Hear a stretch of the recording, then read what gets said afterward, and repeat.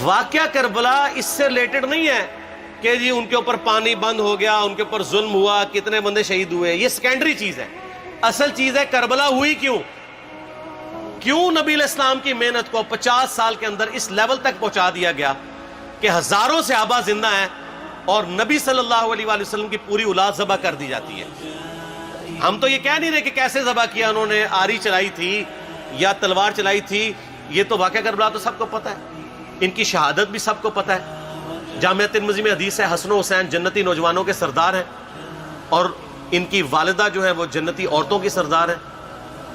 اور المستدل حاکم میں حدیث ہے حسن و حسین جنتی نوجوانوں کے سردار ہیں اور ان کے والد ان سے بھی بہتر ہیں. تو یہ تو ڈیفینٹ حدیثیں ہیں، یہ تاریخ تو نہیں ہے، نبی علیہ السلام کے فرامین ہیں. تو ان کی موجودگی میں ان کے ساتھ یہ کچھ کیا جائے تو ہم نٹی گریٹیز میں نہیں پڑھتے، ہم اس تھیم کے اوپر کہ یہ کون سی چیز تھی جس نے خلافت راشدہ کو ملوکیت میں بدل دیا، ہم اس تھیم کے اوپر بات کرتے ہیں. ہم کہتے ہیں چھوڑ دیں، بندے ہندے چھوڑیں. الٹیمیٹلی کیا نکلا ہے، کس کی وجہ سے ہوا ہے، وہ تو احادیث کی کتابوں میں موجود ہے. ہم کب کہہ رہے ہیں خفیہ کیمرے لگا گئے جی کس نے گولی پہلا تیر کس نے چلایا، یہ وہ ہم تو بتا رہے کس کے دور حکومت میں ہوا اور ان کا اپنا کردار کیا تھا، اس کو کس طریقے سے لا کے تخت پہ بٹھایا گیا. وہ ساری کی ساری چیزیں تو سامنے ہیں، وہ تاریخ کی کتابیں نہیں ہیں، حدیث کی کتابیں ہیں. اگر آپ کہتے ہیں کہ بخاری مسلم سے ہم نے صرف رفع الیدین کی حدیثیں لینی ہیں یا ایمانیات کی حدیثیں لینی ہیں اور باقی جو بخاری اور مسلم میں آل امیہ کی بدماشیوں کو ننگا کیا گیا ہے وہ ہم نے نہیں لینی ہے، تو سر پھر آپ اپنے آپ کو کلیئر کٹ، پھر ہم آپ سے واقعہ کربلا نہیں ڈسکس کریں گے، حجیت حدیث میں بات کریں گے. آپ کو اپنے آپ کو منکرین حدیث کہنا پڑے گا. یہ آپ اسکروٹنگ کیسے کریں گے؟ اس سے بڑی بات مجھے یہ بتائیں کہ عظمت صحابہ بڑی چیز ہے یا عظمت محمد رسول اللہ صلی اللہ علیہ وآلہ وسلم؟ تو بریلوی یہی تو رونا رو رہے ہیں، وہ کہہ رہے ہیں کہ قرآن میں تھوڑی آیات ہیں. آپ پھر مڑ مڑ کے پڑھتے ہیں قل انما انا بشر مثلکم، اس میں تو نبی علیہ السلام کی تنقیص ہو رہی ہے. تو ہم ان کو کیا کہتے ہیں کہ تنقیص مقصد نہیں، نعوذ باللہ نہ ہو رہی ہے، آپ افضل البشر ہیں لیکن آپ کی سپیشیز بشر ہے. یہ ہم اپنا عقیدہ سمجھتے ہیں، وہ اس کو تنقیص شمار کرتے ہیں. تو پھر اس وقت آپ بھی بریلویوں کی بات مان کے تو یہ آیات پڑھنا چھوڑ دیا کریں. آپ کہتے ہیں نہیں آیات ہے کیوں نہ بیان کریں، تو ہم بھی کہتے ہیں احادیث ہے کیوں نہ بیان کریں. کہ صحیح بخاری میں حدیث ہے 2812 عمار کو ایک باغی جماعت قتل کرے گی، وہ جماعت دوزخ کی طرف بلا رہی ہوگی اور عمار ان کو اللہ اور جنت کی طرف بلا رہا ہوگا. اب اس کے نرغے میں جو آتا ہے وہ آئے، میں اپنے نبی سے ٹکر لے لوں آپ لوگوں کے منہ کا خیال رکھتے ہوئے کہ میں نبی علیہ السلام کو کہوں کہ آپ نے کیوں ایسی بات کر دی کہ مولا علی کے مخالفین کو آپ نے دوزخ کی طرف بلانے والی جماعت کہہ دیا. تو لیں آپ ٹکر، جائیں سیدھا دوزخ میں. اور تھوڑی جرت کریں، آپ یہ کہا کریں کہ اے اللہ، اپنے لیے کہا کریں کہ اللہ تعالیٰ آپ کا حشر یزید اور یزید کے آباء و اجداد کے ساتھ کرے اور اس کی اولاد کے ساتھ. ہم کہتے ہیں کہ اللہ تعالیٰ ہمارا حشر جو ہے وہ مولا حسن حسین، مولا علی علیہ السلام اجمعین اور اہل بیت کے ساتھ کرے، آمین. اور آپ میں تو اتنی جرت نہیں آپ یہ بات بھی کر سکیں کیونکہ ان کو پتہ ہے. تو نبی علیہ السلام کی احادیث کو بیان کرنے کو یہ سمجھتے ہیں کہ جی اس سے مصیبت کھڑی ہو جائے گی، تو اپنے آپ کو منکرین حدیث ڈکلیئر کریں. پھر حجیت حدیث کا مقدمہ ڈسکس ہوگا، پھر کربلا نہیں ڈسکس ہوگی. اور یہ ٹی وی پہ بھی آ کے مولوی بیٹھے ہوتے ہیں، سنیوں کے بھی شیعوں کے بھی، مڑ مڑ کے جی وہ یزید نے یہ کر دیا. وہ یزید نے کیا کیا ہے یار؟ وہ تو سسٹم کا نمائندہ بن کے آیا جو پیچھے سے خراب تھا. یزید کو لے کے بیٹھے ہیں، یزید یزید یزید یزید. بھائی پیچھے سے معاملہ خراب ہوا. اگر نہیں یقین آتا تو یہ بخاری مسلم کی میں نے آلموسٹ 200 سے زیادہ حدیث مین اسٹریم کی کتابوں سے اکثر بخاری مسلم سے جمع کیے، پڑھیں. اور سر میں نے تو ان کو چیلنج دیا ہے یہ حدیثیں پڑھ کے نا اپنے ممبروں سے صرف ان حدیثوں کی تشریح اپنی پبلک کے سامنے کر دیں. نہیں کر سکتے تو وہ لعنت کے مستحق تو ہو رہے ہیں حق چھپا کے، اور قیامت دن کے منہ پہ لگام ڈالیے. اور پھر مڑ مڑ کے کہتے ہیں نہیں جی وہ کچھ چیزیں خاص ہوتی ہیں وہ عوام الناس کے سامنے نہیں کرنی چاہیے. وہ صحابہ کرام بھی بعض اوقات ایسی باتیں پبلکلی نہیں کرتے تھے. میں نے اس کے اوپر بڑا ایک میرا کلپ ہے یوٹیوب پہ، مولا علی سے متعلق 5 جھوٹ. تو میں نے کافی ساری چیزیں اس میں ڈسکس کی ہیں. لیکن میں یہ کہتا ہوں کہ اللہ کے بندو، جو چیزیں نبی علیہ السلام نے منع کی ہیں بیان کرنے سے وہ تو ہم ڈسکس کر بھی نہیں رہے. میں نے آج تک آپ کو منافقین کے نام بتائے؟ آپ نے حذیفہ ابن یمان کو بتائے تھے نا آپ صلی اللہ علیہ وسلم نے؟ صحیح بخاری میں آتا ہے. تو میں نے آپ کو بتائے، آپ رازدار رسول تھے، وہ ختم ہوگی بات. میں نے کبھی ڈسکس کی ہے؟ اگرچہ میں نے صحیح مسلم کی حدیث 7035 نمبر ڈسکس کی ہے کہ نبی علیہ السلام نے فرمایا میرے صحابہ میں 12 منافق ہیں، وہ کبھی بھی جنت میں داخل نہیں ہوں گے یہاں تک کہ سوئی کی ناکے سے اونٹ نہ گزر جائے، اور ان میں سے 8 ایسا ہے جس کی کمر پہ دوبیلا پھوڑا نکلے گا. میں نے آج تک آپ کو بتایا کہ کس کس کی کمر پہ دوبیلا پھوڑا نکلا اور اس کی موت اسی پھوڑے میں ہوئی ہے؟ بتایا؟ تو میں تو وہ چیزیں ڈسکس بھی نہیں کر رہا، میں وہ چیزیں ڈسکس کر رہا ہوں جو نبی علیہ السلام نے علامات النبوہ میں بتائی ہیں. یہ امام بخاری حدیث نبوت کی دلیل کے چیپٹر میں لے کے آئے ہیں، اور امام بہقی نے 3500 احادیث پر مشتمل ایک کتاب لکھی ہے دلائل النبوہ، کہ ہم نبی صلی اللہ علیہ وسلم کو نبی کیوں مانتے ہیں، اس کے اوپر. اور اس میں یہ ساری حدیثیں عمار بن یاسر کے قتل والی لے کے آئے ہیں، بتانے کے لیے کہ دیکھیں ہمارے نبی علیہ السلام کی نبوت کی دلیل ہے کہ آپ نے اپنی وفات کے آلموسٹ 30 سال کے بعد ہونے والے واقعے کو پہلے ہی بتا دیا. یہ حدیثیں چھپانے والی نہیں، بیان کرنے والی ہیں، علامات النبوہ کی حدیثیں. آپ کہتے ہیں چھپائیں. اگر کوئی حدیث دنیا میں نہیں چھپائی جا سکتی نا تو وہ علامات النبوہ والی حدیث ہے، کیونکہ وہ تو نبی صلی اللہ علیہ وسلم کی نبوت کو جسٹیفائی کرتی ہے. ورنہ میرا ایک معصومانہ سوال ہے کہ نبی صلی اللہ علیہ وسلم نے یہ باتیں کر کے ان کے زوم میں نعوذ باللہ امت کو مصیبت میں ڈال دیا. آپ نے خود ہی فرمایا کہ یہ ہوگا. کیوں فرمایا آپ نے؟ میں تو بیان کر کے مجرم ہوں. تو جس نے مجھے خبر دی ہے ان کے بارے میں آپ کا کیا خیال ہے؟ یہ مسند احمد کی حدیث یہ میں نے گھر بیٹھ کے بنائی ہے کہ میری بیوی کا کیا حال ہوگا جس پہ خوف کے کتے بھونکیں گے.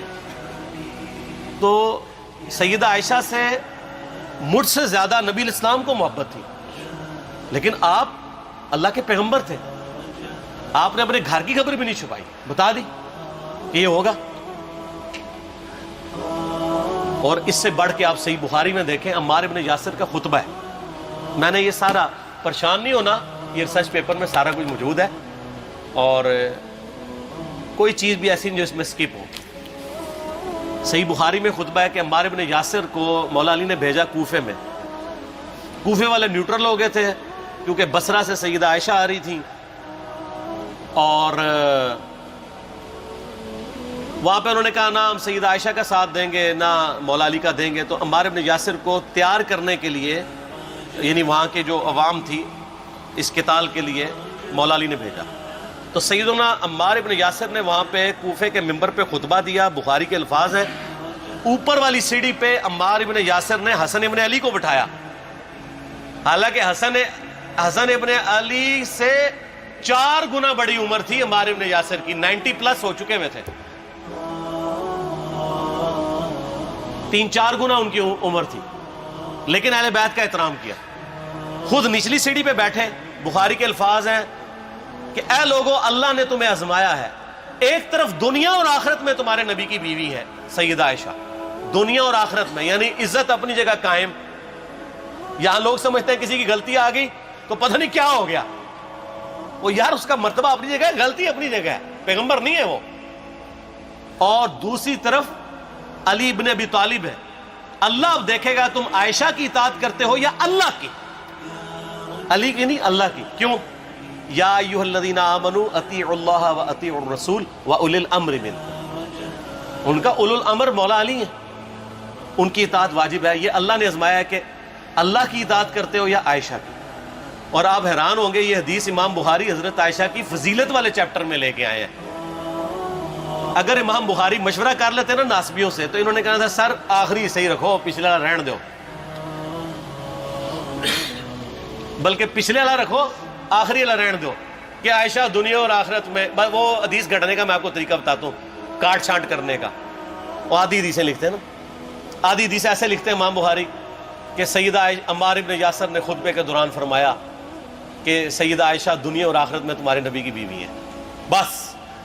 لیکن امام بخاری نے پوری حدیث لی ہے، آگے وہ بھی ڈالا ہے کہ اللہ آزما رہا ہے کہ عائشہ کی اطاعت کرتے ہو یا اللہ کی، جیسے آپ کے علماء کر رہے ہیں۔ صحیح مسلم کی حدیث 6488 آدھی بیان کرتے ہیں سارے مولوی، بریلوی، دیوبندی، اہل حدیث، سب۔ میرے صحابہ کو برا مت کہو، اگر تم میں سے کسی نے احد پہاڑ کے برابر بھی سونا خیرات کر دیا اور میرے صحابہ نے 1 مد یعنی 600 گرام خیرات کی، آدھا کلو، اس کے آدھے کو بھی نہیں پہنچ سکتا بس۔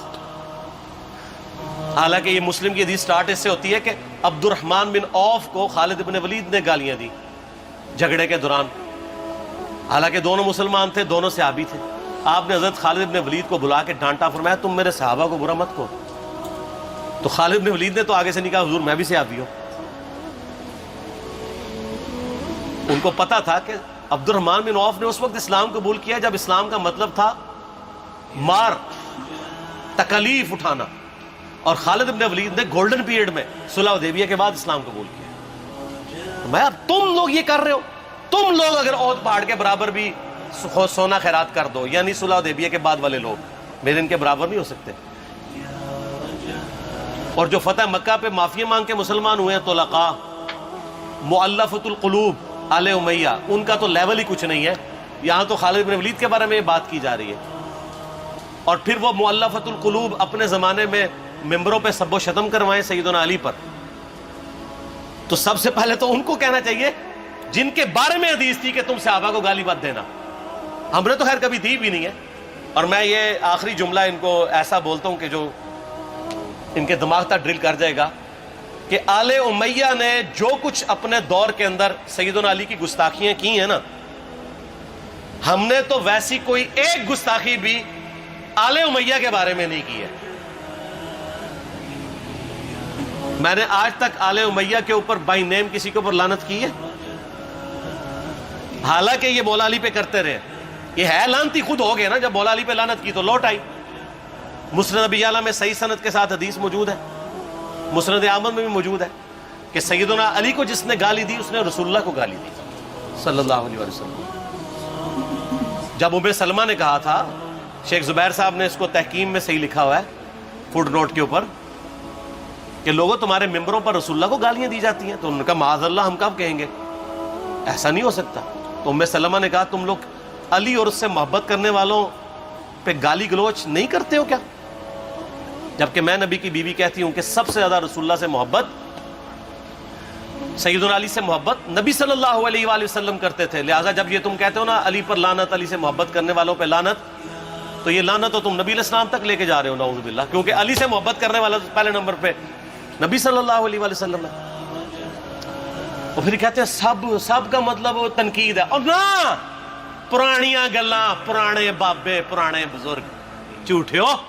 صحیح مسلم کھولو 6229 غدیر خم سے اگلی حدیث، لعن اللہ ابا التراب کے الفاظ ہیں، مٹی والے ابن ابی طالب پر لعنت، یہ الفاظ موجود ہے۔ سب کا ترجمہ لعنت ہی ہے، تنقید نہیں ہے۔ اچھا پھر میرا معصومانہ سوال ہے کہ اس کا مطلب ہے صحابہ پہ تنقید کرنا اچھا کام ہے؟ کہیں گے نہیں۔ تو بتاؤ یہ برا کام کون کرتا تھا؟ شیعہ کا ابا کون ہے؟ رافضیوں کا ابا کون ہے؟ آل امیہ۔ تو لہذا شیعہ نو میں کہنا کہ تسی شیخین کے اوپر بکواس اور تبرہ کرنے کی بجائے نا، آپ لوگوں کو حقائق بتائیں کہ ٹوٹی کمند کہاں۔ یہ سب مجرمین آل امیہ ہے، اور یہ آل امیہ اور بنو ہاشم کی لڑائیاں نبی علیہ السلام کی بعثت سے پہلے چل رہی تھی، صدیوں سے چل رہی تھی۔ وہ تو پھر اللہ نے بنو ہاشم کو نبوت کے لیے چنا، تو ان کو یہ پھر جیلسی ہضم نہیں ہوئی، وہ چیز آگے چلتی تھی۔ خیر چھوڑ دیں، ایک تلخ ٹاپک ہے۔ صلاۃ بر محمد و آل محمد، اللہم صلی علی محمد و علی آل محمد۔ ٹھیک ہو؟